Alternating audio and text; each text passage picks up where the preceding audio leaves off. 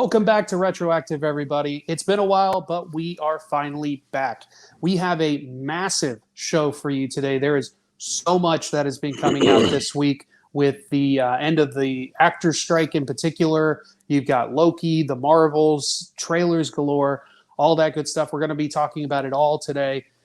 So stick it with us. It's going to be a long show, but we're going to have fun. So let's go ahead. Without further ado, we're going to jump into our first topic of the day. And we're going to talk Loki Season 2. Now, we haven't really been able to keep up with this one as much as we would like. Been very busy the last few weeks. So we're basically going to be talking about just the last couple episodes of Loki, mostly the season finale, possibly series finale. I'm not sure how you want to label it. Very dramatic ending to the show. So I'm going to start with Brandon and see his thoughts. Now, real quick, before he jumps in, I just want to preface, we do spoilers on this show. We're starting off with spoilers. If you have an issue with that, go watch it and then come back. I will put time codes at the bottom of the video if you want to jump forward to the next topic. Go ahead, Brandon.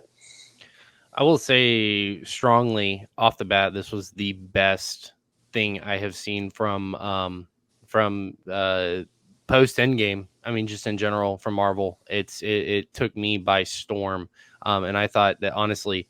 I don't know how y'all feel about it, but I felt like this was miles above season 1, and I love season 1. So I really don't have a thing negative to say about this show. I thought it was outstanding through and through, and it really, for me, I am a Loki fan. I'm a big Loki fan, but this surpassed everything that I wanted it to be. I mean, I can't speak highly enough about it. Just everything that had, and how. You know, I'm a multiverse nerd. Like that's my thing. I know people are tired of it because so many shows are adapting. You know, the whole multiversal thing, like Flash and the whole Arrowverse thing. Yeah, it's like, you know, Marvel. I feel like if they keep this up, and this is a projection on what we're going to see with Kang Dynasty and Secret Wars, we're in for just an insane amount of a next couple of years. So that's my thoughts. It's so funny you bring up the Flash because we've literally been going back the last couple of seasons just recently and catching up on it and touching on the multiverse stuff they're doing in there. Yeah, well, and it's technically post crisis for that one. Okay, so now the multiverse is gone at this point for them. But that's the funny thing is if you look at it, technically they did it first. The Arrowverse, in a sense, did it first. as far as live action, they were the first ones to do a multiversal type thing. If crazy enough, the Arrowverse, but so we've been trying to catch up because now that it's finally ended, I'm like, okay, I need to catch up on these last like 3 seasons and see how it ends. Because, dude, you know, I just have to say, I know we're talking about Loki, but real quick. I think it's Grant Gustin. Yeah, he is such a good Flash, man. I know, dude. He's such a good Flash. He really is. And he's not too slapsticky like sometimes you get in the animated versions and stuff like that. He's that great balance in between, and it's definitely the best of the Arrowverse shows is the Flash. I love Legends of Tomorrow because it's just ridiculous and fun. It is, 100%. But as far as a well-rounded show, the Flash is the best. But anyway, back to Loki. I'll say too. I think I had a little bit of hard time following some of the Flash and with the Speed Force and this the other and like the whole just timeline of stuff. It was like a little bit daunting. With Loki, it's like, all right, I'm following everything. Like, everything. It's clicking. And I've talked to other people. It's a good comparison, honestly. Yeah, it is. I've talked to other people too. Like my dad was one of them. He's just like, he's like, I like it. He's like, I can't follow it. I don't understand it. I was like, well, it's because you didn't watch this and this and this. And and then he's just like, well, no, I'm not going to do that. But, I don't want homework. That's exactly, straight up. So he was worse with Rebels, but he really liked Star Wars. He likes the Star Wars stuff. So anyway, but yeah, like they're doing it right. I'm following everything, and I think anybody who is really hard into Marvel and is following what they're putting out when they're putting it out, they're not going to have a hard time following it. I was a little concerned going into this, like when they started opening up the Kang universe, the Kang storyline, and we knew that we were going for multiverse cells. I was hoping it wouldn't be just too much at once, where you're just like, okay, what happened when? But it's not bad. So I think they're doing it very, very well. Yeah, there's some people that have been talking about that with the way that how this season ended, that there's still this chance, there's still this talk among Marvel fans and things like that of like, are we actually going to continue to get Kang? Not just because of the drama with the actor, but just like things have not been that well received outside of Loki and stuff like that, and they haven't really touched on it that much. So there's a lot of people that are saying that this ending might actually give a bit of an out for them if they want to change directions and go towards the whole Doctor Doom thing that everyone keeps talking about. If they want to go that route instead for the big bad instead of Kang. And it does kind of do that. Like, it gives them the ability to go in many different directions. We'll just have to wait and see. But I think they're probably going to stick with Kang. I think that it would probably be something in a movie that drastically changes what comes next, that like maybe Doctor Doom comes in and just kills them all type of thing, like in a post-credit scene or something like that. It would have to be something like that they, in my opinion, they would save for a film, not necessarily at the end of a series like Loki. Even as big of an impact as that ending has on the future of the MCU, it's still one of those things that I feel has to be a wider reached audience type of thing. Yeah. Did you feel too a little weird by the fact that there was no end credit scene? You know, I did. I was surprised by that, but I think it's because that last little image of Loki on the throne was kind of the stinger to, instead of a post-credit scene, to just be like, hey, he's still there. And now he is like an integral part of the multiverse, and then so you might not see him. He is the multiverse. But he is the multiverse. I read an article today talking about it, that he has now become one of his iterations in the comics, which is the God of Stories. Exactly. From the comics. And I was like, oh, that's good. I love that. Like, he is now the God of Stories, like kind of like with what's the What If series with the Watcher and stuff like that. It kind of gave me that like vibe, that. And this is just like the live action version of that. But Ashlyn, your thoughts? I know you said that there was we were watching the last episode last night, of course, and we were reaching that last part where he's got all the strings coming off of him and everything's happening, and we were kind of just like, I have questions, you know, just like we had to like sit with it for a little bit and kind of think on it. So now, Ashlyn, that you've had time to kind of like let it digest, how did you feel about the ending of this season of Loki, and what do you think that this means for us going forward? I thought it was great, like everything that was leading up to it. I mean, the last episode really was like that full circle moment that like brought all the other moments leading up to it home, and everything like that, with Mobius's ending in, I think it's B5 or B15, whatever, the black female. I can't remember. I don't know if it's correct or not, but I know what you're talking about. So her story and everything like that. And then I think who like really stole the show for me was Obi, the other guy who wrote the Timekeepers Guide. He was so great. And so just seeing everything kind of like, you start to see the dominoes kind of line up. And then with the last episode, with it being the fact that he's starting to realize no matter what he does, it's not going to change. And he's kind of starting to see, after apparently centuries, as they said, him. That part, like, that was rough. That was the new, what was it, 5 years later? Thing with that Endgame moment, like everyone in the theater goes, oh, like seriously. And he's just like, he's figuring out that this is his only option, because no matter how many times he goes and pulls at the threads and tries to move back or forward or change this or change that. And then I thought it was cool how they brought back He Who Remains, and like that conversation, and him being like, I'm never really dead. This is the fail safe. No matter what you do, this is what my machine is going to do. And that's when he has that moment of realization that he has to destroy the loom.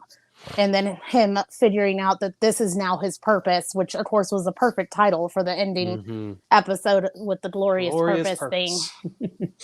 Yeah, I'm really glad that I was so concerned that he was going to have to go and like kill Sylvie or something like that. And I was like, please don't do that.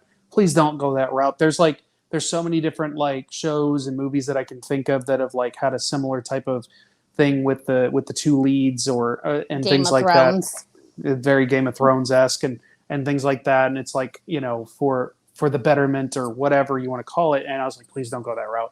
So I was glad that they kind of went a different approach with this. Like, what a amazing character Loki is. Yeah. Like, Yeah. his character arc, like, and obviously he got a brand new character arc through this Yeah. series and everything like that. But even if you saw it as sort of a continuation of what has already happened, it's still like just a overall. We went from he's one of, I never really saw him as that much as like a really bad villain. I mean, obviously in Avengers he's a shitty person, but like I never saw him as like the worst villain imaginable or anything like that. But he's essentially a hero now. He is like the hero of the multiverse, and to see that transition in character, it's been so great. And that's one of the things that like you were talking about with season 1 versus season 2. We went back and rewatched season 1 before season 2, or like right when season 2 started, so we could remind ourselves what exactly happened. And I forgot how much I enjoyed that season because it's kind of like the first half of it is the deconstruction of that character. You're breaking him down completely from what he was or what he thinks he is into someone else entirely. And then he has to build himself back up. And this is just the final form, if you will, of his story and of his growth as a person. And it's just, man, it's such a beautiful moment. It's, you know, it's heartbreaking and it's beautiful, and it's just everything that you would hope for with something like this. It's something that you know, a lot of people say that the MCU has been lacking in recent, you know, entries and things like that. So outside of that, I mean, I can't sing the praises high enough with this. I have no idea where they're going to go. I was telling Ashlyn, I don't think we're going to see Loki anytime soon until like we get closer to Secret Wars or something like that, or it might not be till Secret Wars. I'm not 100%. Unless something happens with all the Kang variants or something like that they try and go at him somehow, I don't think we're going to see him for a while. I think this was his way of being like, I'm going to bow out for a bit. You'll see me at the end. You know what I mean? Mm-hmm. So any other thoughts before we move on as far as Loki season 2 for you guys? I'm good. All good? All right. Yeah. Just making sure. So, like I said, we got a lot of stuff to talk about. We're going to stick with the MCU for a bit. There was a new Echo trailer or teaser, whatever you want to call it, that was released like a week or so ago. I got to say, that trailer, teaser, whatever, surprised the heck out of me. Yeah. That looked solid. Like, do I still think it's kind of like a necessary series? Probably. Like, as far as like, it was an odd character choice. They're not even technically the director and the writers behind it said that they're not technically going the comic book route of her comic character has powers where she can like mimic the fighting style of the person she's fighting.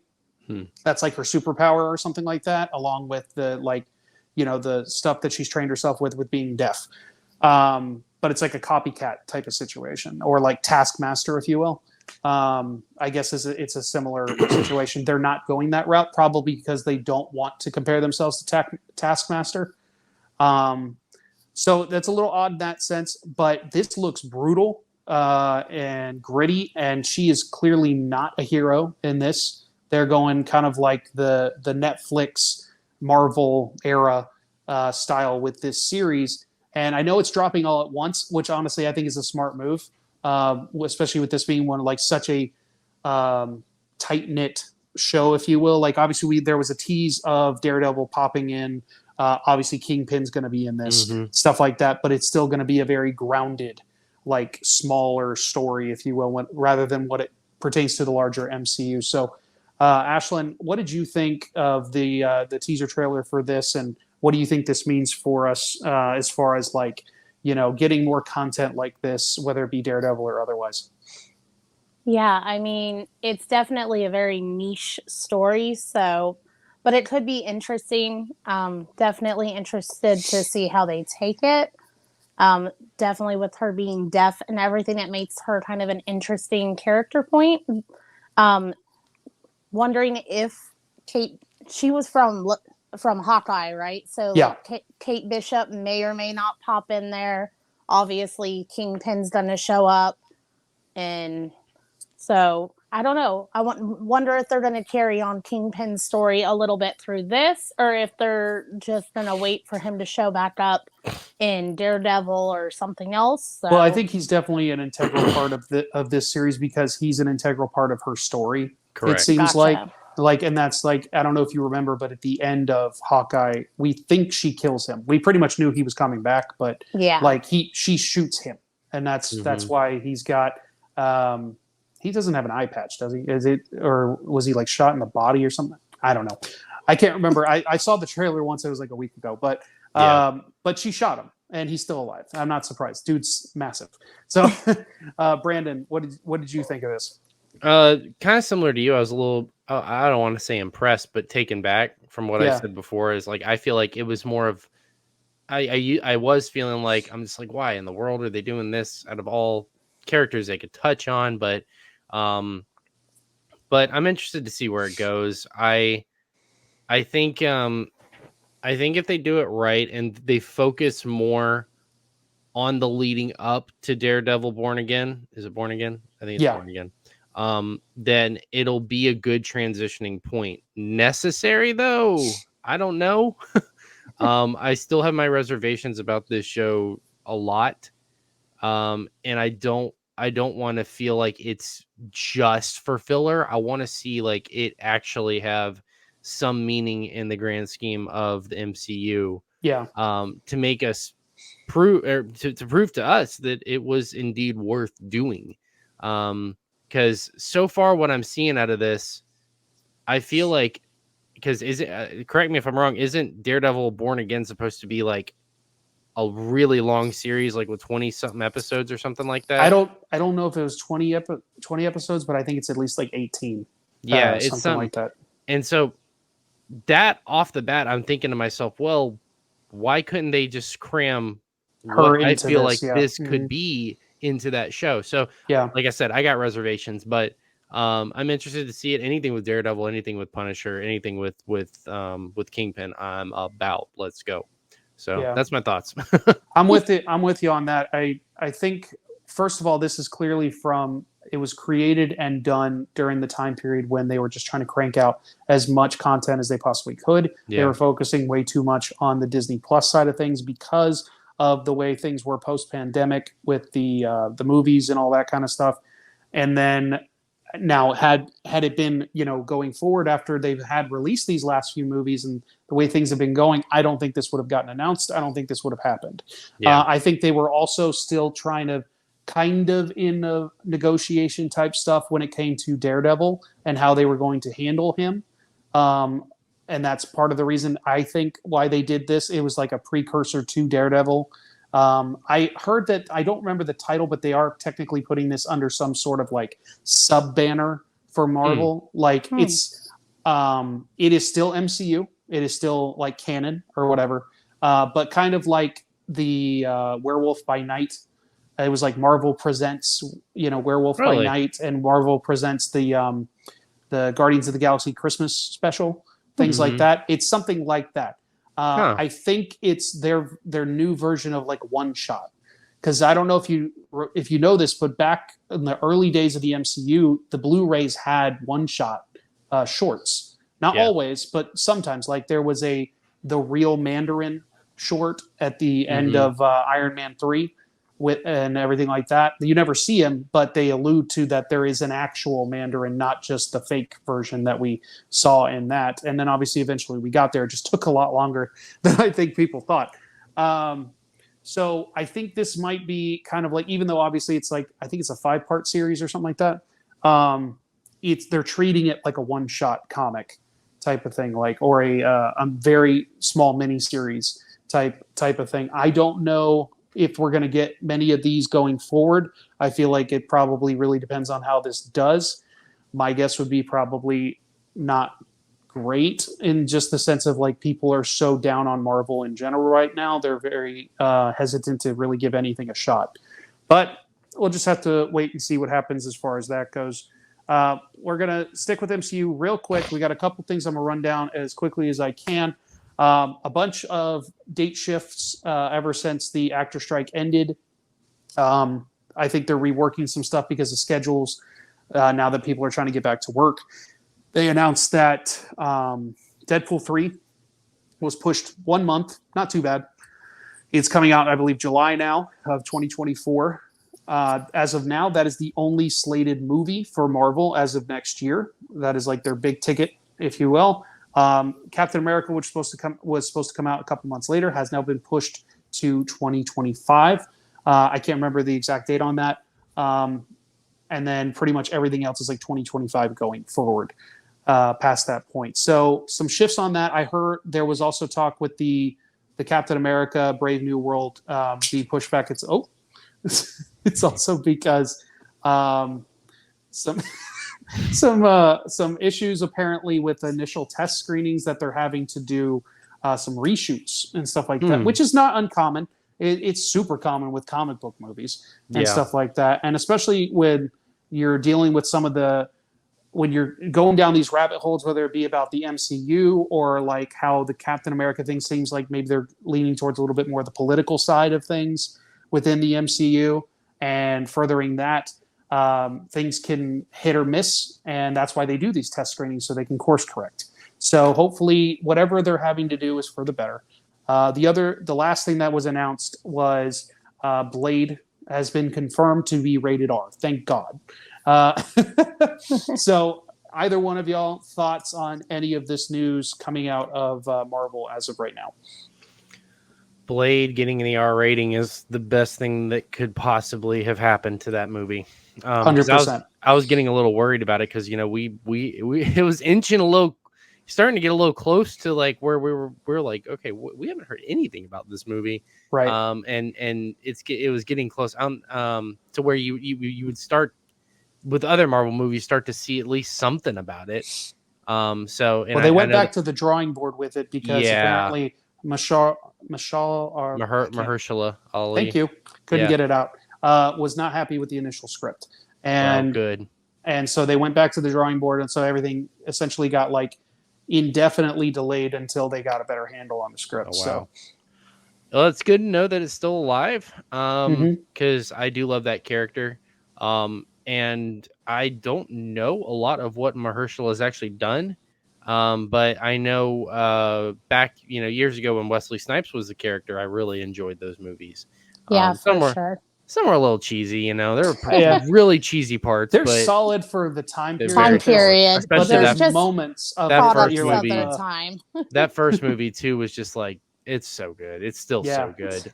Is the first one with the raining blood at the beginning? Is like it's a club rave scene. You know what I'm talking about? I think so. Is that the first one? I know the second one's the one with Norman Reedus, I believe. Okay. Because he's in it. It's an odd cast, but it's good. No, Ryan Reynolds showing in the third one was an odd cast. That's true too. Yeah, that's fair. Hey, multiverse, man. You never know what can happen. I mean, and I still watched it. I think it was like a year or two ago. Ashley and I sat down and we watched like all three in a row because I don't think I had ever done that before. And I was like, you know what? These aren't that bad, honestly. Yeah, they're not. They're underrated. Don't watch Elektra. Awful movie. No. Ashland likes it, I think. Really? No, I mean, it is what it is. I'm teasing her. I don't know. It's not. I think I haven't seen it in. I've heard that the director's cut of Daredevil is actually pretty good. I need to find it and see it. Affleck's Daredevil. Yeah. They said that there's a director's cut out there, and apparently it actually is way more solid than the initial movie. I don't know to what extent, but yeah. Maybe it fills in a few things or like changes a few things versus the theatrical cut, but that was not my jam. That's for sure. I'm excited to see what they do with it. And I want to see the character really get some good on-screen justice and maybe open up that darker side of Marvel. We need to get to that mythical side, like really, yeah, seriously, and go to the point where like, bring us back to what kind of Netflix was doing with Marvel, and have that side of Marvel, and really make it to where there's that dark grittiness about it. So I'm really happy about the R rating for that reason, and excited to see what they decide to bring to the table with it. Yeah, I don't know if it necessarily needs to get to like, let's have all the dark ones team up to do like Midnight Suns or something like that. It doesn't have to do that. They could still have like a little team up, and it doesn't have to be like a big thing. But just get to the darker, grittier, and like I said, maybe a little bit more mythical type stuff with like Blade. And they've kind of alluded to it with the character, Kit Harington's character in Black Knight. Black Knight, yeah. Ashlyn, any thoughts on any of this Marvel news? Shocked we're only getting one Marvel movie next year right now. That's pretty crazy. At least it's Deadpool 3. I'll say that. At least it's Deadpool 3. And is that gonna as well? Oh yeah. It's gonna be MCU's first rated R film. And then followed by Blade to be its second. And this is going to be a very, like, I don't know if integral is the right word, but it is going to be a very like serious movie in the sense of like the what it's going to do for this multiverse saga. In my opinion, this is going to be the movie that kind of sets that precedence past Loki. As far as now, we don't know what's going to happen in this. Whether it's going to be essentially like Deadpool, like killing the Fox Marvel universe or whatever, like, or the TVA is, trimming things, like, even though it doesn't seem like that's really their bag anymore. At the end of Loki, it is very up in the air as far as I've heard they're a part of it in some way, shape, or form. But to what extent and what they're doing, I have no idea. All I know is we have Ryan Reynolds and Hugh Jackman together, finally, as their characters, the real versions of their characters. Mm-hmm. And that's all that matters. And I will take however much screen time they have together imaginable. Like, buddy cop road trip movie, whatever you want to call it, like through the multiverse, I am in. So let's go.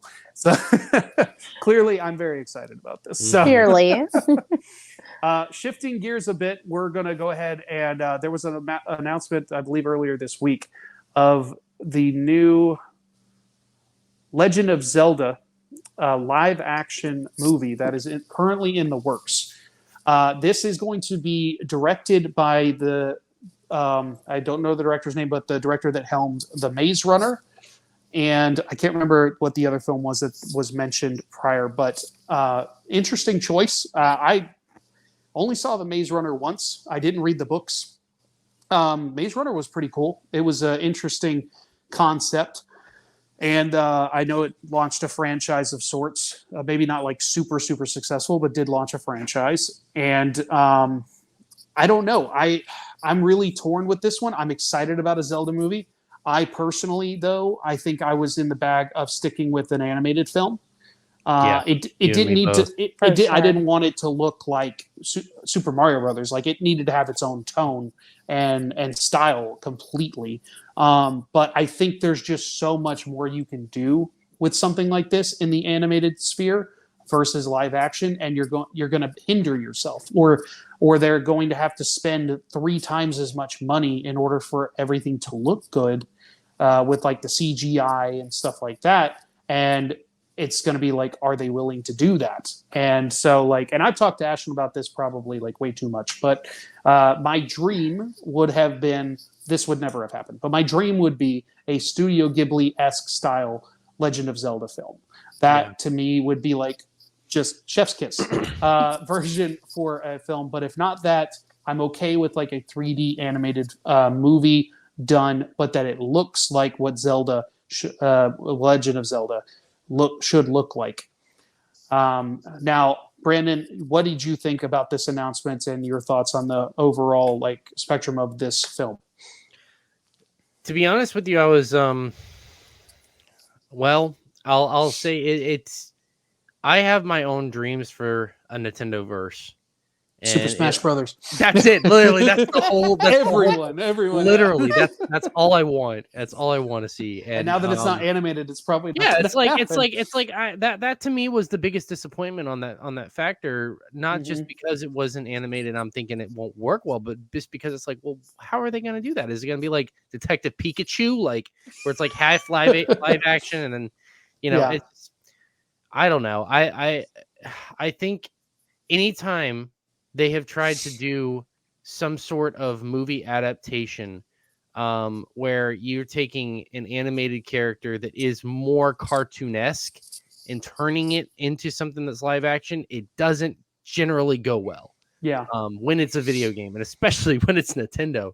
So right. I'm like, I have a lot of reservations about this. I want to see. I really hope they kind of backtrack that and go more of an animated route like they did with Mario. Right. Mario was fantastic through and it through. was really good. I was expecting that to flop.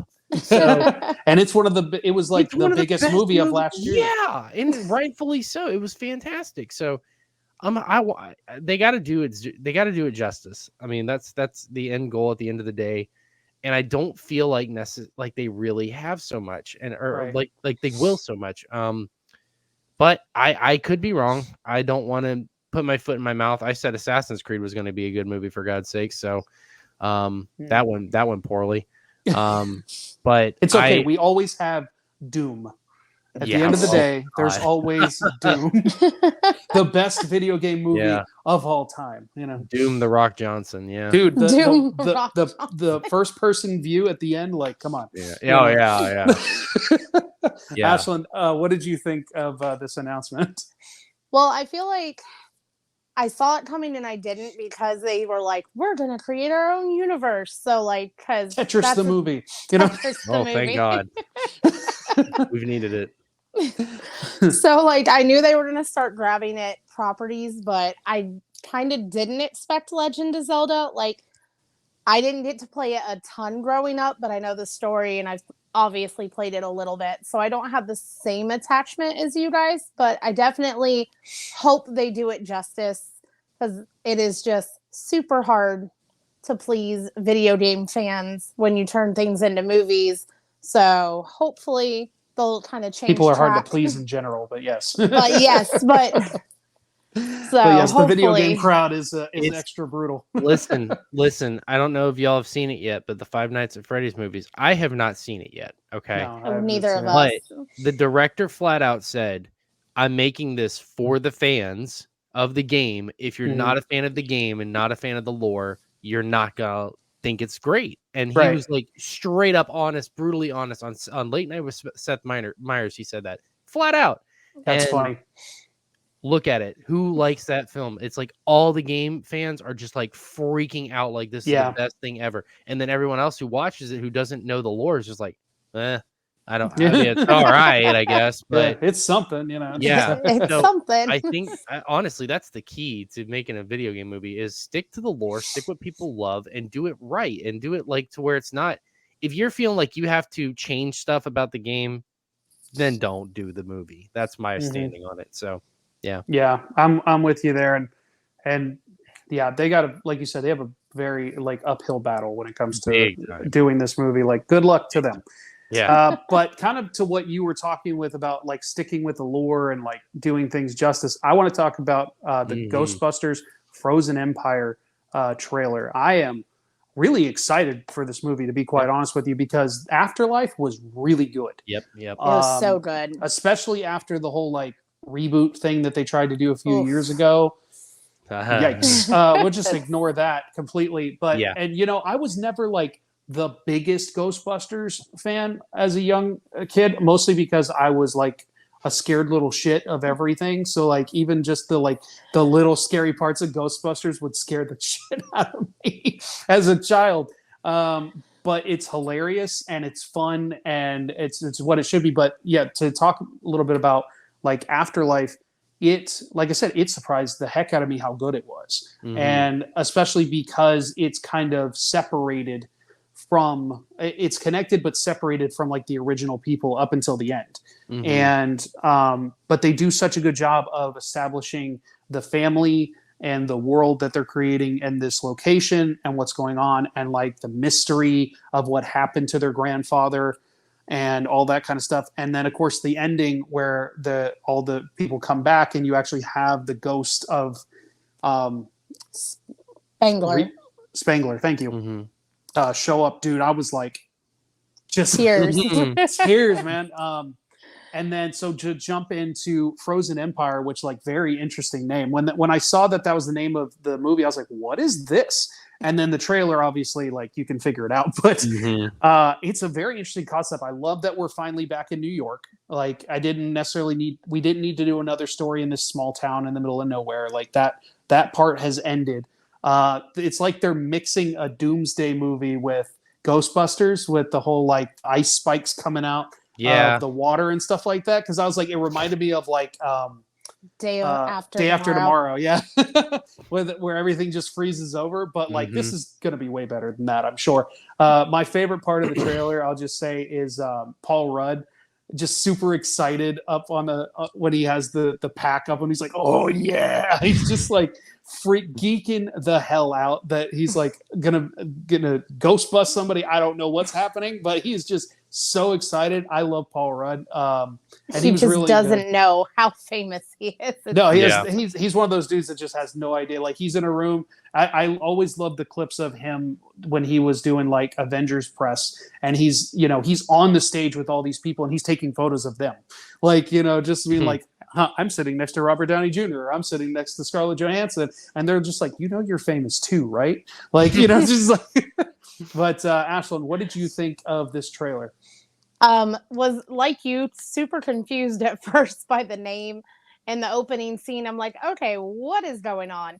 And then as it got further into what the story is and bringing back, of course, like Paul Rudd and the kids and all of Spangler's family and everything like that. And of course, getting the gang back together again from the original 4 guys that are left now. That was so awesome. I'm super stoked. Love Ghostbusters. Have loved it, watched it growing up. So super excited about it. Thought Afterlife was amazing. Totally blew me away. I had low expectations after experiencing the reboot, which nothing against the women that were in the reboot. It was just poor writing. And then I feel like Chris Hemsworth was not needed.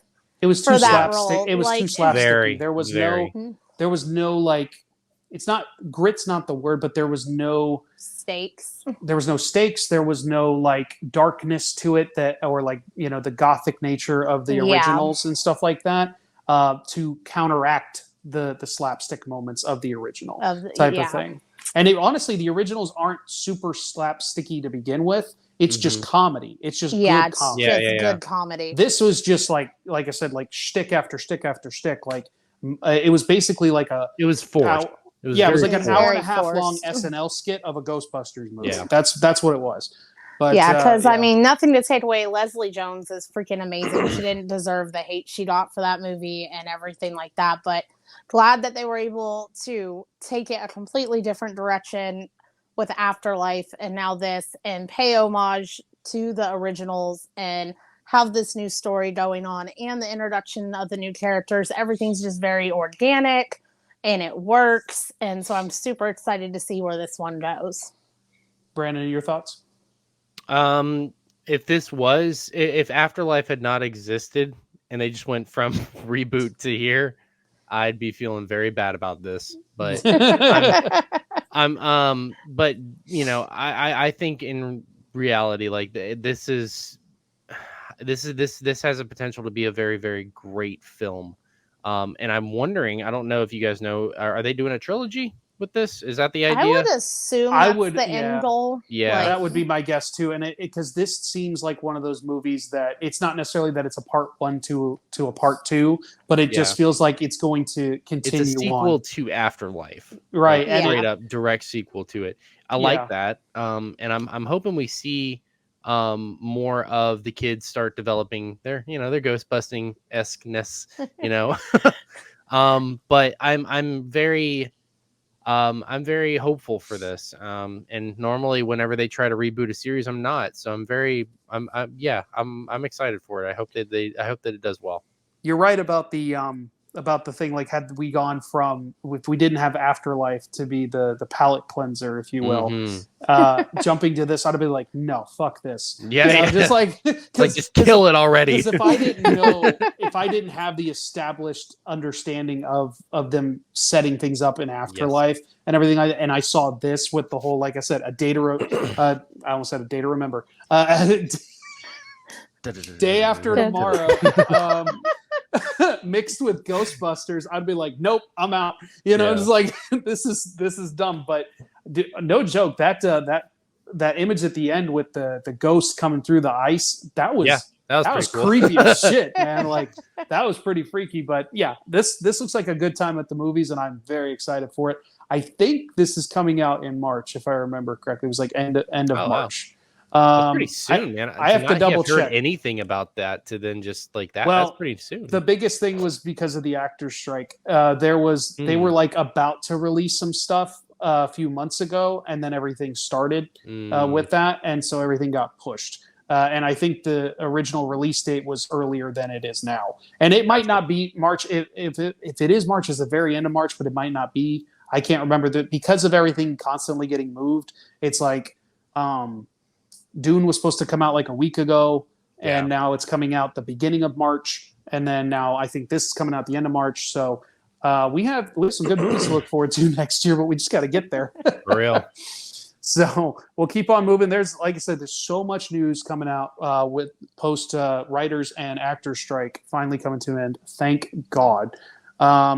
The next one, this one's going to be kind of quick because it wasn't a massive thing. It's the Inside Out 2 teaser trailer. We didn't get to see a ton in this. It's kind of recapping what happened prior with both the first movie and the short that they did where Riley's first date and things like that, just showing little clips of that and kind of like reestablishing the world of Inside Out, and then shows a little clip of one of the new emotions that's supposed to come into this. I'm really actually pretty excited about this movie because Inside Out I think is a really good film.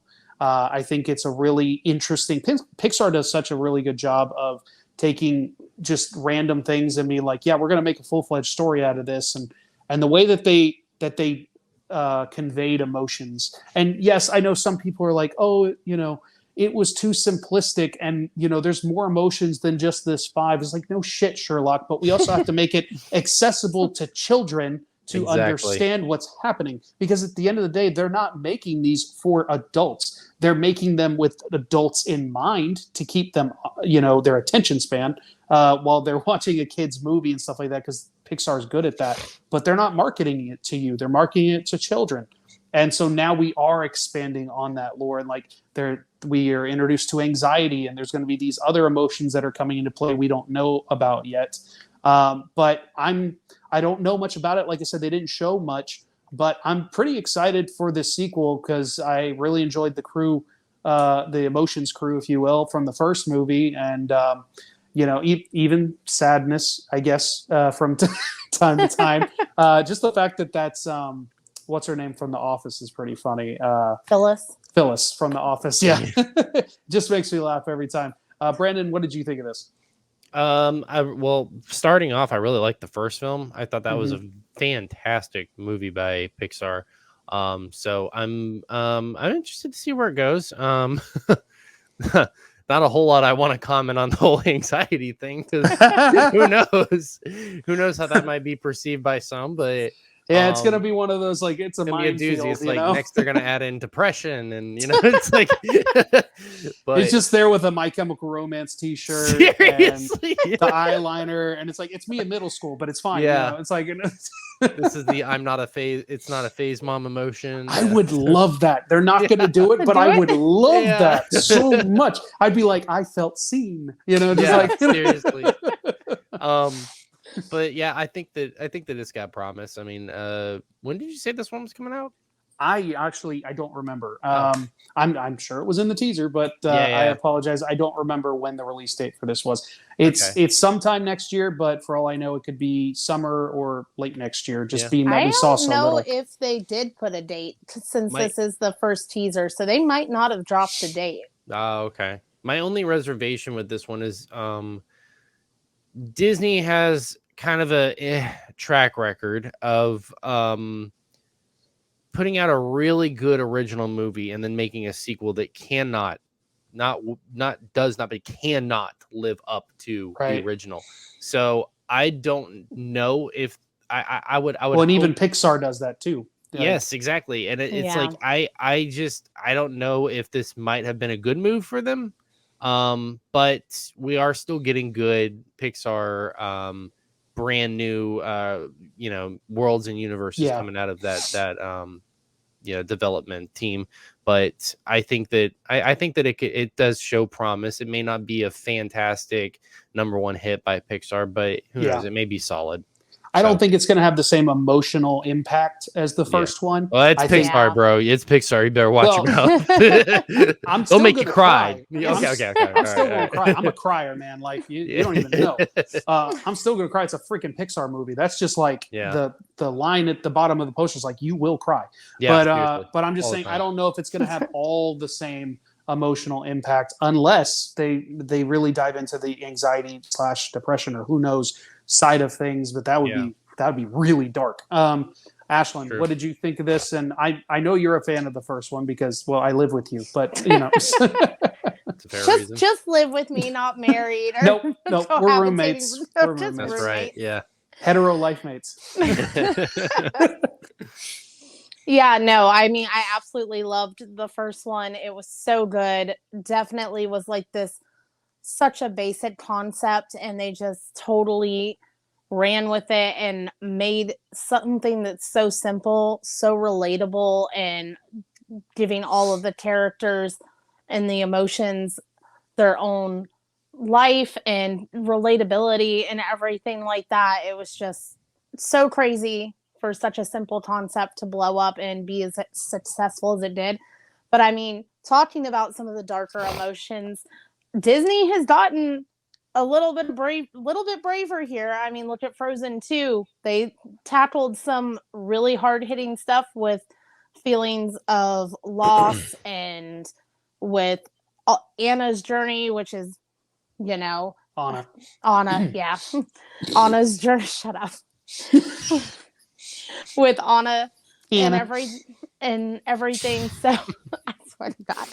So they've gotten braver with moving, especially in the animated space, with tackling some of those harder hitting issues. And Andrew and I talk about this all the time, going back our TV shows with OG Disney Channel shows and stuff like that weren't afraid to tackle these tough topics and these hard hitting issues. I mean, whether it was Raven with the racism issue on one of the episodes of Not So Raven, and just across the gambit, I think Lizzie McGuire did eating disorders. So and I think Boy Meets World just hit the gambit all the way across with they touched on everything. Yeah. So that's because it was ABC, but yeah. But I mean, Disney, ABC. Well, I'm just saying, But just the fact that they weren't afraid to talk about these real issues and topics that were real deep shit that was affecting especially the millennial generation going through all that. I mean, our generation was one of the first generations dealing with divorced parents and things like that and navigating that. So it's nice for them not to pander with these films. And Pixar does a great job of not dumbing things down and pandering to the younger generation and just being like, ooh, shiny, happy colors. We're not going to talk about things that affect real kids in their real lives, because let's face it, most kids don't live in fairy tale households where everything's perfect and shiny and happy all the time. Well, and that's kind of like what the first one was about, like realizing that there's no such thing as like a single emotional moment. Like the fact that this is a happy memory versus a sad memory. It's like, no, actually there's both in it, and there's combined emotions, and you can have multiple feelings going on at the same time, and things like that. And that's why, like, even when it was only 5 emotions, that was a good way to kind of like explain in the movie, and things like that. So, like you said, Pixar is just really good at doing things like that, and finding ways to connect with more or less every generation that watches it. If people are open to the ideals that they have for them. So I think overall we're all pretty much looking forward to seeing what this has in store for us. But hopefully not all the characters look as cracked out as Anxiety. Oh my God. It reminds me of the mascot for, I think it's the Flyers, in hockey. That's like the crazy Muppet looking thing. Like I was thinking the Noid, I think is what it is from Domino's from way back in the day. That's where my head went, like, which is like I just dated myself so much, but that's what I was thinking of. So just looks like Jim Henson's company just went crazy and made this like, cracked out Muppet. For real. Another trailer that dropped is for the new Avatar: The Last Airbender series that's going to be coming to Netflix here shortly. I think this one's coming in February or something along those lines, shortly after the first of the year. I'll be honest, I don't know a lot about the original series. I have not watched it. I kind of want to. I feel like it's one of those that I've heard great things about it. I feel like I should. We just finally finished Inuyasha after 3 years. Wow. So we got maybe some I'll finally get slots. around to it because I've heard great things about that and Korra. I've heard great things about both those series. As far as this, the trailer looks cool. As long as they're going into it with the way that they did from what I've heard with One Piece. Again, haven't seen that either, but from diehards of that series, they say it's a very faithful adaptation so far. So I feel like as long as they're going into it with the same mindset, I know originally they had the same like writers come on for this, but then they backed out from what I heard. Mm-hmm. So I don't really know how to feel about that. We'll just have to kind of wait and see what happens with this first season once it drops. Brandon, do you know anything about Last Airbender? Did you watch that series? As a kid, yeah, I haven't revisited it. Or I should say as like a middle schooler. But I haven't revisited it since then. So I know basics of it. I know where they really messed up trying to do this last time. The live action. They tried to do a live action before, and it was awful. It was almost as bad. I don't know. I actually don't know what's worse, either that or that terrible Dragon Ball movie that Evolution. Yeah, Dragon Ball Evolution. Ugh. Yeah, both were just on the same level of terrible. I'm gonna say Dragon Ball just because they whitewashed Goku. Yeah, that's what I'm gonna go with. Well, but if I'm remembering right too, I think Avatar whitewashed Sokka too. If I'm not, they mistaken. Whitewashed I think a couple people with that one too. But just the fact that it was like a blonde-haired Goku and not because of his powers, I was like, whoa, that's bad. But so I'm with you there. Yeah, rough, but everything I am seeing from this screams fantastic. I haven't seen any storyline. I haven't heard any storyline stuff yet. If they stick to the original material, if they branch out even a little bit, I think they can still make a fantastic show and do it justice for those who grew up with it. Because right now, looking at it, all the characters look spot on perfect. Mm-hmm. So all I'm going to say is learn from the mistakes of the Witcher team. Do not divulge completely from the source material. You can add things. You can even subtract a few things and like try to make things your own or change them a little bit because of the live action adaptation. But do not just be like, I'm throwing all that lore completely out the window and just doing my own thing because I want to. Like, sorry, pick and choose. Yeah, fuck you, people behind The Witcher for doing things like that because those books are amazing and the games, from what I heard, are fantastic as well. Ashlyn, besides the Sky Bison Appa, that you think is so cute, how did this trailer hit you? It definitely looks like they're hitting all the right points from every like visual representation of Airbender that I've seen from the animated series and things like that. Again, I don't know that much about it because anime is something kind of new for us in the sense of like our understanding and what we've been exposed to. So outside of Sailor Moon and Inuyasha, that sort of stuff. The beginner ones, we call it. The baby animes. Like, obviously, growing up, I had heard of Dragon Ball Z, so I've seen it. Not something I watched very often type of thing. So, like, I know these things exist, but I don't know the lore or anything. But if they just do right by their fans and they follow the story and don't try to get too crazy and creative. I mean, the poster I saw of them just riding Appa was just really cool. So I just... she's gonna want like a stuffed appa after watching the series. I just know it. Like, neither confirm nor deny that. Well, Ashlyn, if you want to get into Dragon Ball Evolution, is a really good way to go. I don't know if you've heard of it before. So, but yeah, it's one. The whole. I was a little bit nervous at first when Netflix announced that they were doing this. It's not that Netflix makes completely bad material, but it's very hit and miss, and it's also like they pack so much. Like they're just pumping stuff out constantly to the point where a lot of stuff doesn't get picked up again. And like there's been several shows that Netflix did that I thought were pretty solid, but they never got past season 1 because there's just so much to watch on there. Not everything can possibly get an audience. Shout out to Cowboy Bebop. Yeah, I haven't seen that, but I want to. And that one didn't. They pretty much canned that one. I'm pretty sure they had said that it was canceled before they even fully released it. Yeah, they didn't even try. I mean, it was a good live action reboot. They did it right. They didn't do some things right, but they did it majority. They did it Italy. I don't know. I can't speak. I'm getting tired. It's all good. But yeah, for the most part, it was fantastic. But just like you said, I mean, it's going to take a little bit for it's going to take some effort. I'll just leave it at that for them to do it right. So, yeah, well, it's another one of those. We'll just have to wait and see what happens. So, we're going to touch on our last trailer of the day, and that is for Kingdom of the Planet of the Apes, which I totally forgot that this was even a thing happening. I think I had heard something. It is okay. This image is a lie. It is not a Disney Plus original. Just to say.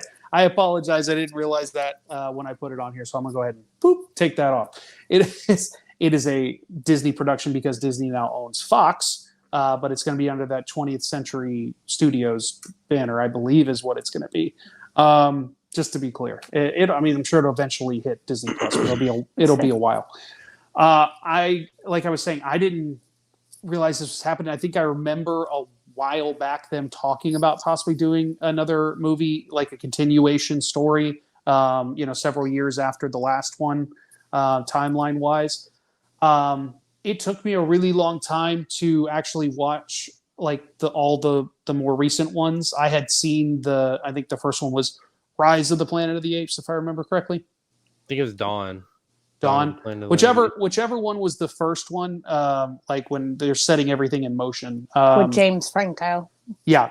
I had seen that a long time ago. And it just Planet of the Apes, even when I was younger, and like the Tim Burton version, not my thing. And here they are now, it's not something I cared about. But when we got to the second and the third movie, those were really interesting. With the Caesar stuff and the dynamics of like once the world has essentially like been taken over, not necessarily in the way that we see it in the deep future of the old school Planet of the Apes or again the Tim Burton version, but more just the fact that like nature is taking over again with the earth, and the humans are trying to fight back and trying to hold on to what they think is their humanity, but really they're just assholes. Yeah. And so, like, especially the last one was really interesting with Woody Harrelson playing the bad guy. That was something, before him doing Carnage. And I thought he did a pretty good job with that. So I'll be honest, I don't know if I'm excited for this that much. I don't know that I needed another Planet of the Apes movie. I know people get very excited about apes on horses and things like that. Like, I know that sounds silly, but that was like a hashtag apes on horses for the last movie. So I don't really know how to feel. Ashlyn, what are your thoughts on this? How do you feel about Planet of the Apes? I think it's tired. I don't really care about this movie coming out. You think it needs a banana and needs to go to bed? Yes. I think it's just, I think the third one that came out tied it up nice. I don't think that we need a fourth one. Like, I don't know. I'm just like, at this point. Like, I think the reason why that they're doing this is because those three movies was telling the story of Caesar and finishing his story, which is like something that was kind of like the lore of Kingdom or the lore to Planet of the Apes, but was not really explored. It was just talked about. So they wanted to show that through. Now we're reaching the point where we're getting kind of closer to what we knew like way back in the day, Planet of the Apes, which I think that one had like 6 or 7 movies or something like that. Like the old school ones had a lot of sequels. I know that, but I don't think we need to do that here necessarily. But I do think they're trying to like kind of bridge that gap a little bit, maybe with this one. I don't know if it's supposed to be the last one or who knows. Brandon, it definitely what do you think? Needs to be the last one. It needs to be the last one. Brandon, how do you feel about it? I think they need to do a one and done with this. With this, because like you said, with the trilogy, I feel like it's wrapped. Caesar's story is done, and if they had ended it right there, then cool. I am a little hopeful for it, but just in the one and done type scenario, because if they push forward, it's going to be and keep doing more and more. One, you're going to end up with a Transformers type, thing going on where it's just like, okay, who is the main character now? We don't even know, like, and it's going to lose its appeal. Plus, how many more titles creatively can they come up with? Next will be, you got Kingdom of the Planet of the Apes. It's going to be what, Empire of the Planet of the Apes? And Planet of the Planet of the Apes, like Universe of the Planet of the Apes. Like, it just, I don't know, man. You know what I want at the very end of this movie is like at the very end, a space capsule lands and Mark Wahlberg walks out of it. They're just full circle now, Just like yeah. I think I think that it has to be one of those scenarios where it is just a good story, but a good story, but quickly wrapped up and done with. If they do a sequel or if they do another separate trilogy off of this, I can about guarantee it's going to lose its appeal. It kind of already did with when Rise of the Planet of the Apes. That was good. War of the Planet of the Apes, if I'm not mistaken, kind of fell off a little bit. It didn't make as much money. Yeah. So they've already kind of started that track record, and I don't know if they're doing. They're probably just going to milk this, but I don't know, man. Yeah, I'm not hopeful about it, but Ashlyn mentioned before we got on here that she saw that the actress that plays Ciri from The Witcher is supposedly in this. Okay. In what capacity, I don't know. We might have seen her in the trailer. Maybe she's the human girl that we see, and I just didn't recognize her. But that's not necessarily, like, as much as I enjoyed The Witcher so far and things like that, I don't know that that's a selling point for me to go see this movie, to be quite honest. It'd be more like if Henry Cavill was there, maybe. If nothing else, he's pretty to look at. So if nothing else. So, that's probably going to do it for us as far as like the trailers and the topics, things like that. We are going to do a spoiler review for the Marvels, but Brandon hasn't yet seen it. So we're going to bid him adieu. But Brandon, before you go, tell the people where they can find you.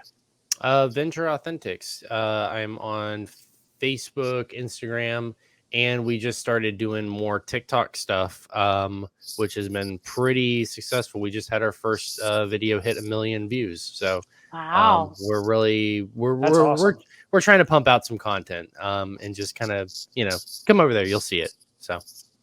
All right. Fantastic. Well, thank you so much for joining us. I really appreciate it. Enjoy. And have a great rest of your night. All right. All right. You guys. Brandon. See ya. All right. So, like I said, Brandon had to go because he hasn't seen the movie yet. But Ashley and I last night got to actually see the brand new The Marvels. Obviously, there's like a lot of stuff with. Sorry, I'm like losing my train of thought here. With the MCU right now, certain things are getting a lot of hate. Surprise, surprise. And this one is, without a doubt, another one of those things that's going to. However, I'm just going to jump right off the bat and say I really enjoyed this movie. I thought it was a lot of fun. The team dynamic was great. I loved the interactions with each other. They, finally dive into the whole Lieutenant Trouble, Aunt Carol situation with their, strayed relationship and things like that. So we get a little bit of resolve with that. The course, the one that steals the show is Kamala Khan. She's just stealing the show every time. She's something else. And but before I dive too much into it, Ashlyn, what were your initial thoughts about this movie and things like that? I definitely was hooked from the trailer. I also knew from the minute the trailer dropped, I was like, oh my gosh, we have 3 female leads. Everyone is going to start talking shit the minute this even tries to get started. Whatever do you mean? The internet is so not misogynistic. Oh, not at all. No. Let's not even talk about Marvel fans and how misogynistic they are. You can't say it out loud. Oh, gosh. Anyway. But it was super awesome. Kamala is, oh my God, something else. Like, just rabid teenage energy running around. Just full on, just gremlin. Oh, what's the term that you always talk about? That the honey badger? Honey badger energy. Just so much. I was just like, were we really this bad? Like, girls, were we really this bad when we were teenagers? I'm sure we were. It's been too long. Trying to think back to preteen, teenage years, being hormone driven, like rabid child running around. Kamala's like crazed infatuation with Carol Danvers and like trying to navigate like if it's a crush, if it's just like crazy admiration and it's just her hero.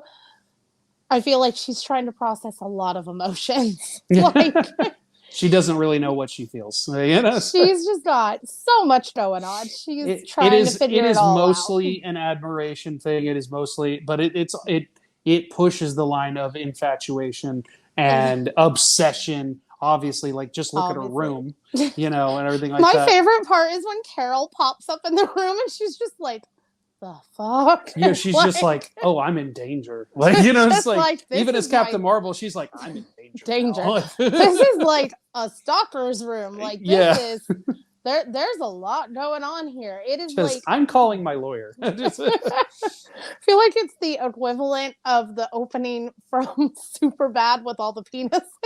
Oh my god. How? No, that's not the same thing. No, same level of like obsession though. Just like, all right, well, maybe. I don't know. That was a weird analogy. But just yeah, and then like loved everything going back with her and Monica's relationship and trying to navigate that almost like an estranged mom. I know it's an aunt niece relationship, but very helped much raise kind her of too, like this estranged mother, and they're like trying to navigate this, and it's super awkward at times, but like the emotionality with it too is really good. So I really enjoyed that. And then them like learning to work as a team, and then like Kamala just trying so hard. She's like trying so hard for this like female Avengers team up thing to happen, and then Monica's reactions to some of the things that she does is just hilarious to me. The best part, and we talked about it last night, was and if you've seen it, which if you haven't, why are you watching this? But the moment where Captain Marvel's doing something and she just goes, "Oh, Captain, my Captain," and you see Monica. I couldn't think of it. Monica look over, just like, what the fuck is wrong with you? Just like you just disgust and concern on her face. And it's hilarious. So funny because that's like how Monica plays it the whole time. And then Carol and Kamala's relationship is super mother-daughter. Mother-daughter relationship, or like really older sister, like saying like you had a sister in her like mid-30s, 40s with a teenager preteen. So that very much that like 15 plus year gap of that. I was like, Brie Larson's not that old, but okay. No, I know, but you know what I'm saying. It's like a 30-year-old sister with like an 18-year-old daughter, or what 18-year-old sister, yeah. Yeah, that larger age gap, and just like the mothering aspect, and her like trying not to repeat the mistakes that she made by leaving Monica and everything like that, and the softer tone that she takes with Kamala and things like that. There's very much this like protectiveness going on, whereas Monica is just like, that child's rabid. Like, I don't know what's wrong with her. And so it's just very funny. And the different new locations that we get to visit in this, and then kind of finding out. I had no idea the Kree were coming at all. That totally took me by surprise.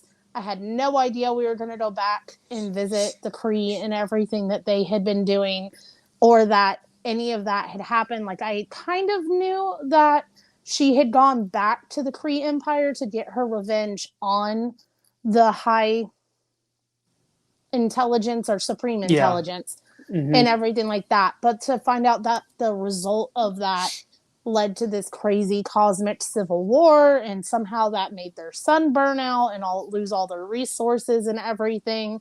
I think the only thing that fell a little flat for me was just the villain in it. Yeah. Like, the story was fine. Honestly, I think it's the person who played the villain for me and their acting style, I think, is well, they also just didn't have a lot to do. You know what I mean? Yeah. Like, generally speaking, like they gave her a reason to be there, but not much of one, and not a whole lot to do or say. You know what I mean? That was like worth any time. It like she wasn't even secondary. She was like third tier to everything going on in that movie. Yeah. That sometimes I forgot she was around. I think the thing that's weirdly unnerving for me is that when she first showed up on screen, and I don't know if it was like her hair color mixed with like, I don't know how. Was it the teeth? Well, the teeth was distracting. That was like Rita Repulsa for me for live action Power Rangers. Yeah, with the gold teeth. With the gold teeth and stuff. But like, she almost looked like Amelia Clark, and I was thrown off for a minute. Yeah, I can see that. Because she has like similar facial structure and things like that. And I was just like, what? And then I realized it wasn't her, but then it looked like her doppelganger. So I was very distracted the whole time with that. But it's unfortunate because it's Tom Hiddleston's wife, and pretty much across the board, her performance has not been seen very well. Even people that really enjoy the movie, they're like, the villain is nothing. But it's sure, there's something to be said of, like, you know, with what she does, but there's also something to be said of what she's given, you know, to work with and stuff like that. And if she's not given anything that good to work with, she can only do so much. So I'm sure she's a solid actor, because I don't think she would have gotten the part to begin with if she wasn't. I just think what she was given was not very good and not very substantial. You know what I mean? Yeah. It's like she had the motive. Like, the motive was clear. Like, everyone kind of understood that. And like, they touched on her backstory about the fact that she was there. So like, I get the motive. The motive was never the issue. It was just kind of came off, I don't know, she just seemed like she seemed like a Ronin stand-in. You know what I mean? Like, because she even had his weapon and stuff like that. Yeah, that's so, like, she has his weapon, and then like, they never quite explained how the gauntlets worked with the weapon, or how she knew how to use the weapon with the gauntlet to make the damaged jump points or whatever. Like, I feel like I need a season 2 of Miss Marvel to go more into the gauntlets. Like, I want to know more about that backstory, and like how one was on Earth this whole time, and now how one was up in space, and there was writing on the stone when it crumbled. Was that Kree writing, or was it somebody else's writing? They're definitely going to have to go into it in some way, shape, or form, whether it's in one of the future movie installments or a season 2 of Miss Marvel, which I would hope for a season 2 of Miss Marvel, personally, for multiple reasons. At the end, Carol's wearing one of the bangles. So is it that they have to be separated, or the person that wears them goes crazy and tries to suck out worlds? Like, I don't know if it drives them nuts, but I think it's just maybe they're too powerful to be kept together. So it's safer if they're kept apart, but like with people that can keep them safe. You know what I mean? Yeah. I think that might be more the route. They didn't touch on it, but that's what I'm assuming. Just overall, like I said, I really enjoyed this movie. I'm gonna say it like it is. Fuck the haters. You know, people are gonna say what they're gonna say. Most people are not even gonna give this a chance just because of X, Y, or Z. We talked about those reasons. But I think, is it one of the best Marvel movies? Maybe not, but it's one of the better ones recently, in my opinion. As far as the team dynamics, the humor was on point. And even Fury's humor was great. The Fury was just humor. knocking him out with the jokes on this one. Like he was like, some people are probably not going to like that part because like he wasn't too serious, but especially after everything that happened with like Secret Invasion, it's kind of odd if you think about it. But I was trying not to. I mean, that at the same time, like, you know, he's been through all this trauma, and like I feel like it's the continuation from that of now everything's played out. He's going back up into space because he's completed everything on Earth. So I feel like it's him getting to a good place. Yeah, and maybe it's like he's back to his old self. Maybe is that more what it is, because he wasn't himself at the beginning of Secret Invasion. No. And so maybe that's more what it is. Because he was cracking jokes left and right. Samuel L. Jackson was having a blast in this movie. The flirking and whatnot. Oh my God. With the craziness with that part is so ridiculous. I'm sure one of the most hated parts for this whole movie is going to be that musical sequence, planet and everything like that. I'm sure like all the Marvel fanboys and people that already didn't like this movie or weren't going to like this movie are going to absolutely hate that part of the film. I mean, I'll be honest, I'm glad it wasn't longer than it was. It was very strange, but okay, it was fine. It was fine. It was funny when Kamala and I keep forgetting her name. Monica. I keep wanting to say Maria, but Monica. They're just like dancing in the background. Like Monica's got 2 drinks. Like she's like double fisting it up. She's like, yeah, I'm getting into it now. You know, she's like, well, everyone's like, well, they're doing the whole princess and or queen or whatever. Yeah. Thing. I can't remember if it was queen or princess, but that was pretty crazy. That was crazy. And it was not what I was expecting when she was like, it's going to be a little weird when we go down there. Like, there's something I haven't told you. And then you get down there and it's like, I'm married for convenience because of blah, blah, blah. And then just like, here is my BSB husband. Like, or and BTS, he just comes out, sorry. Yeah, I mean, yeah, he just comes out like, hot like butter. You know, just like, oh, please nobody clip that out. So, yeah, I don't know. There's not much else I can say. Like I said, my biggest gripe, like yours, is the villain. But most everything else worked for me personally. we have to talk about the very end of the movie though. So Monica has to stay on the other side of the wormhole, or however you want to put it. So she's stuck in a completely different universe. We almost have a conversion, incursion. With the ripping space time and all that kind of stuff, and she stops it, that was pretty cool. The way that she looked when she was fully formed. Oh yeah. You know, so her Marvel counterpart, like from the comics, is called Photon.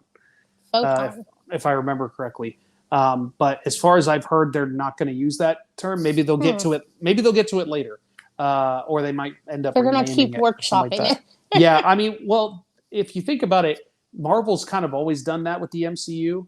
Like other than Captain America and Iron Man, and some of the basic ones, that and like Hulk, we don't get to the names till later. Like Scarlet Witch wasn't Scarlet Witch till way down the line. Yeah. You know, they didn't actually call her the Scarlet Witch until almost the end of her story. Yeah. And so like certain characters, it's from the go, and certain characters, they kind of build to it. So I think this is one of those they're kind of building to her name. But again, they might change it because now she's in a separate universe and she wakes up in an X-Men universe. We don't know which version of the X-Men this is. We hear the original voice from the 2000s live action with Kelsey Grammer playing it. He looks very different because it's kind of like it's an older but younger. You know what I'm saying? Like it's older than the young X-Men that we see in X-Men First Class type of thing. But he's not quite the age he is we see in like X-Men 2 and 3, where he's working in the White House and stuff like that. Mm-hmm. It's like it seems like he's somewhere in between age-wise. I could be wrong, but I'll be honest. I think it's going to be very divisive, and I mentioned this last night that they didn't go with the whole costume and prosthetic look like they did before. I don't know if that's because maybe they couldn't get Kelsey Grammer on set for that, and they just wanted to use his voice, or maybe they just wanted to give him a different look and maybe a little bit more like comic accurate or like animated series look. I didn't honestly mind the new look I didn't hate it. Oh, I know. It's just because it's completely CGI versus a mixture of the two or completely practical like it was in the 2000s. But at the same time, depending on what they did, if they did completely practical, maybe some people wouldn't latch on to that as much. But so I think that's going to be divisive just to the people that grew up on the original X-Men movies. But it's cool like, that she's in it. Go ahead. I was just going to say, people that get stuck on stuff, like, it's not going to be the same. Those movies were made almost, 20 years ago? Like, over 20 years ago, yeah. Over 20 years ago, the technology changes. Like, you can't just expect something to stay the exact same. That's just not practical. Like, it's... Do you know the internet? Like, people are just ridiculous. Is this your first day on the internet? Like, No, the implications for this, though, is huge. Huge. For sure. For the future. I know we talk about it all the time, how much we want to have the X-Men, like the older X-Men universe come into play with MCU. All we've ever had is like the First Class and when they're younger. So getting back to the core group and everything, and hopefully, fingers crossed, they do them justice this time and kind of bridge those gaps and everything. So my question with this is, so they've been talking for a long time that they're bringing the X-Men into the MCU eventually, right? But now because we're in this multiverse thing, is this X-Men only going to be in this separate universe? Like, are we not going to have the mutants and the X-Men show up in 616 until things start to converge and we get closer to like Secret Wars and things of that nature? Like, are they completely in their own universe? Because then what happens post Secret Wars is that like everyone's worlds are combined, things like that. Because like that's where my head's at right now is, what does this mean for the X-Men being brought into the MCU? Now, the fact that they're able to show up in a MCU movie is already exciting. Like, I know that's what we should probably focus on, just the fact that they're able to use these characters finally after all these years. But I'm a little concerned because I was excited for them to interact with our universe's characters and find a way to bridge them into the world that we currently have.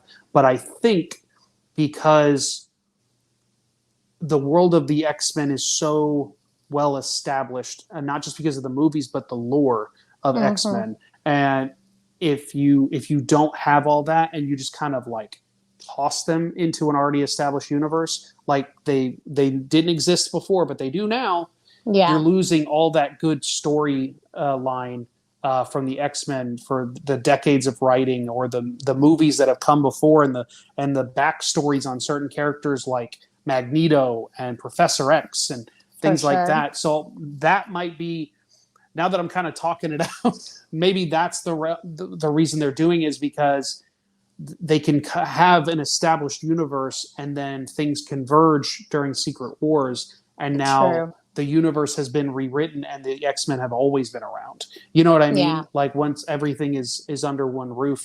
So I don't know. Like I said, this is one of those, like, you kind of talk it out and you seeing what hits the wall and you're like, oh, well, now I didn't think of this and I didn't think of that. But are you excited for the X-Men being brought into the MCU in whatever capacity? Yeah, I mean, definitely. I'm excited to kind of see them fix some of the errors from the original X-Men trilogy and kind of see those representation, because they did such a good job with the First Class in that trilogy. So now seeing them all, well, I know everything has First Class, though. First Class and Days of Future Past. Perfect. Yeah, for sure. After that, not so much. It's like 50-50. I know. Yeah. You know what I mean. Overall. I know. They did a good job with the recast and the retelling of those stories. So hopefully, now that we're going to kind of come in somewhere in the middle and everything and see. I'm interested to see if they recast Wolverine for this, though, and how that's received. We're going to have to get to that point. Like, I think... Hugh Jackman and his body can only keep up with that for so long. Like I'm about 99% sure that it's either going to be Deadpool 3 or Secret Wars will be the last time we ever see him as Wolverine. Yeah. I would have just said Deadpool 3, but I'm not going to discount Secret Wars and the chance of him showing up with that, because that would be pretty cool for to see him standing alongside Tobey Maguire's Spider-Man and all that kind of stuff, like the old school heroes teaming up would be really cool to see. So I'm not gonna not want that to happen. For sure. But past that point, yes, he will get recast. And there's also a good chance that this X-Men universe they've just introduced has a different Wolverine. Well, and that's what I'm saying. I'd be very interested to see who takes over the mantle for it and everything like that. It's tough. You have someone so iconic like Hugh Jackman that we've had for 20 years now. The man can only do it for so long. We're not sitting here trying to pull a Harrison Ford with Indiana Jones and just be having our wheelchair races, trying to keep these people around past the point that their body can keep up with. He has to take special Viagra to get the blades to come out, It's just or Cialis or whatever. Cialis, that sort of thing.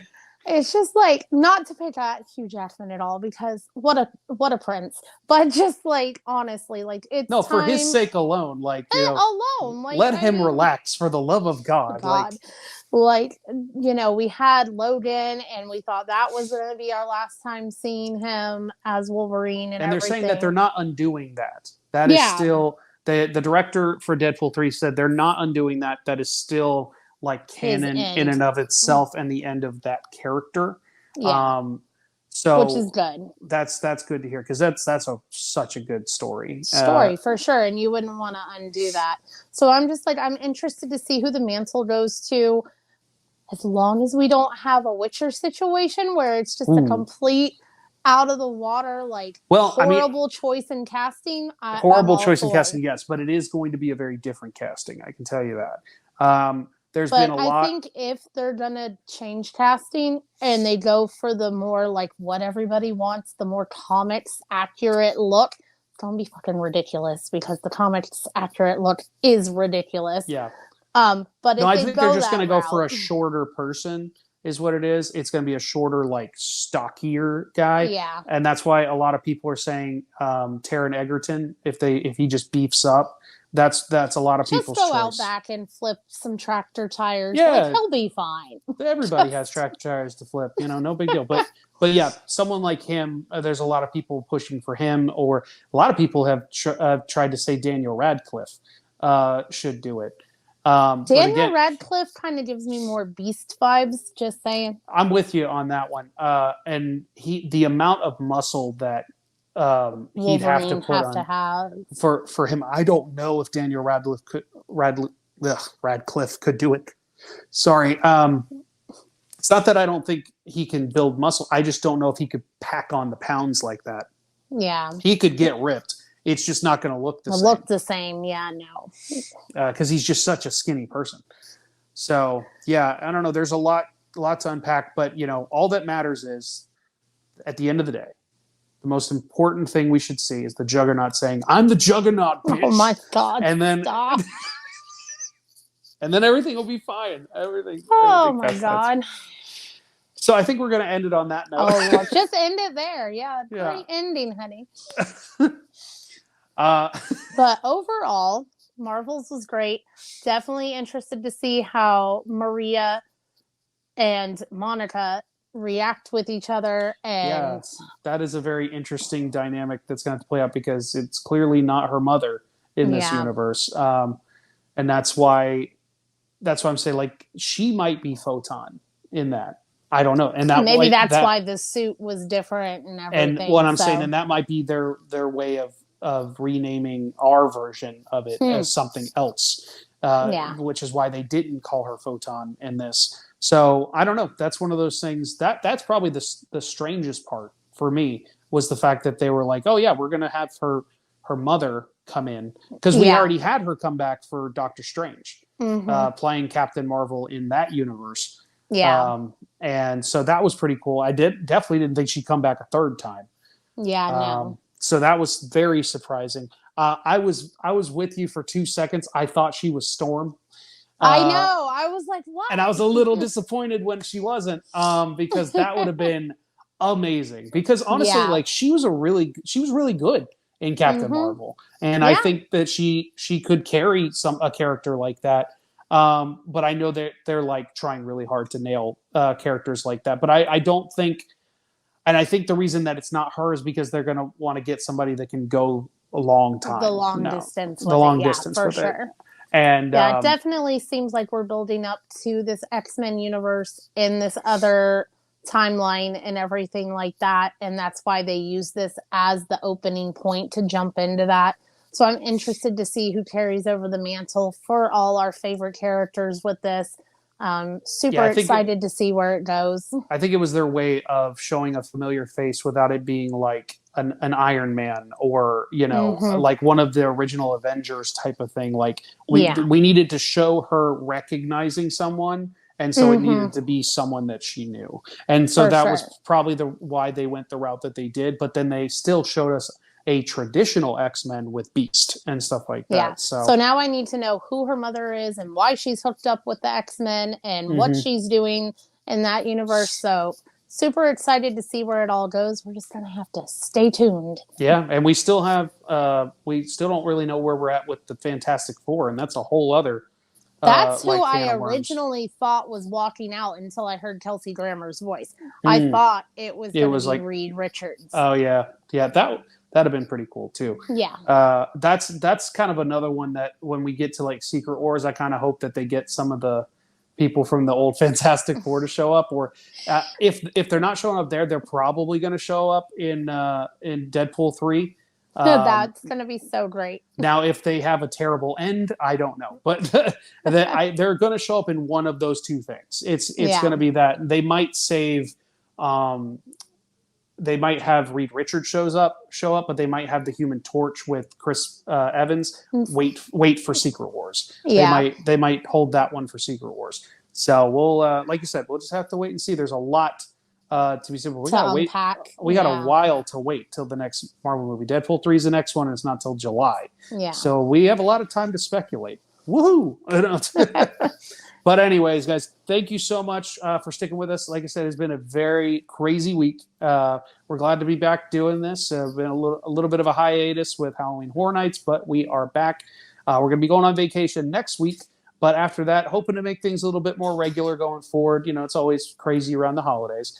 But again, thank you so much for sticking with us. Ashlyn, real quick, let the people know where they can find you. You can find me on TikTok, Instagram at BookBrat90. Gonna be doing some fun stuff when we get back from vacation. Hopefully finally filming our updated library. It's a wreck right now, but fingers crossed. That's why we're doing this. Yeah, we are in opposite rooms of where we normally are. So right now the house is a little crazy, but we've been working on some fun stuff. Andrew's gonna be able to show you guys our fully reconstructed media room, hopefully sometime. What do you think, babe? Maybe December? That seems soon. I'm hoping if we can have everything finished before Christmas, I'll be happy. I'll be honest with you. I'd like to get it done sooner, but I'm trying to be realistic. So, sometime in the next month, probably. So hopefully we'll have some exciting content on, of course, Andrew's channel with that, getting our whole media room set up and everything. We have a lot of stuff to get still unboxed. Yes, set up. We're working our way through it. And then the library is pretty much done. It's just full of stuff right now. So by the time we get back, hopefully we'll have that ready. So that'll be looking out for that on my channel. I'm going to be doing some book reviews. I'm working my way through Throne of Glass right now for all my bookies. So definitely, if you love book talk, check that out. Spicy. Sorry. Anyways, with the spice. Anyways, Andrew, why don't you tell? I know we kind of told them what we're kind of working towards, but yeah. But just follow me on the socials at Andrew is Losing pretty much everywhere. Follow at Retroactive POD. here. Obviously, subscribe to the channel, that sort of thing. But you can find us on Instagram, TikTok, things like that. Hoping to be able to have more free time to be able to post more content going forward, that sort of thing, all that fun news. And I'd be amiss if I didn't plug a little selfish plug here. I actually released a new single under my project Losing Interest, hence the Andrew is Losing. And you can find that pretty much everywhere that music is streaming. You can actually find the song here on YouTube. Again, Losing Interest. The song is called Remedial Chaos Theory because I am nuts. That's not the full title. It's just Remedial Chaos Theory. Definitely check it out on Spotify and all that good stuff. And with that, I think we're going to call it a day. I want to thank you guys again one more time for joining us, and we'll see you next time. Bye, guys.